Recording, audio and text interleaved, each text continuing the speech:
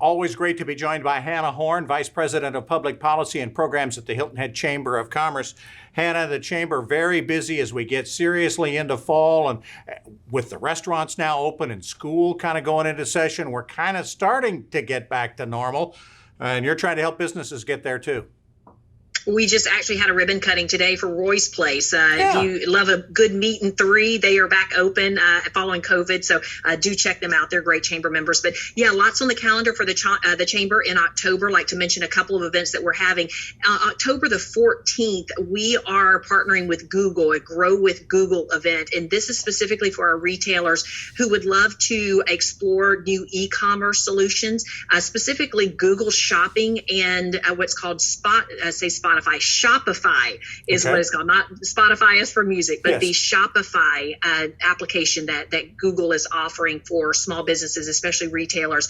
You know, Bob, we're going into a holiday season where we expect record online sales because folks just really may not feel comfortable getting back out into stores just yet. So we encourage any of our small businesses, you can log into this virtually. It's going to be a worldwide event where we're hosting it. Actually going to be out at one of our retailers to stop and start that. That's going to be on October the 14th. That's a Wednesday, and it's going to be free. It's going to begin at 12 noon, 1 hour. A lot of new good tools that they can incorporate. That sounds fantastic. Also some help coming from the Small Business Loan Program. Absolutely. So there's about $8 million that has been set aside in economic development funds for a loan program, little known loan program. Now, this is not a forgivable loan. This is not PPP. Okay. Hang tight. Still nothing out of Congress on a new round of that. But the South Carolina Business Loan Fund has about $8 million that eligible businesses in Beaufort and Jasper County can use for working capital or perhaps an expansion or marketing tools, things like that.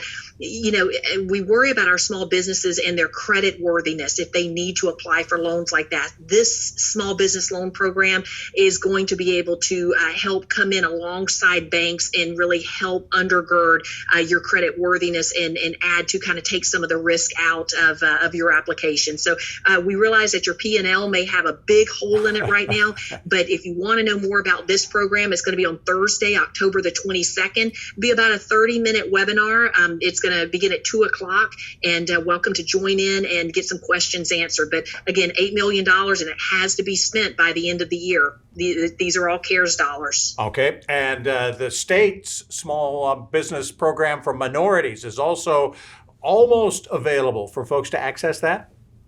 Yeah, thanks for mentioning that. Yeah. So you remember when legislators went back into that special 2-week session just a couple of weeks ago, one of the votes that they made, a critical vote, was to send $65 million to small business, minority business, and nonprofits. We heard from the state's director of the Department of Administration, Marcia Adams. Ms. Adams says that portal should be set up by mid-October for businesses to begin to apply. Now, I'll be honest with you, Bob, I don't know any of the criteria for these loans. I don't know if it's going to be based on payroll like PPP. I don't know if it'll be 100% forgiven, but I do know that these are grants for businesses and nonprofits that can really come in handy right about now. All right. Keep your computer set to the Hilton Head Chamber website to find out much more about all of that. Hannah, thanks so much for joining us. Hannah Horne of the Hilton Head Chamber.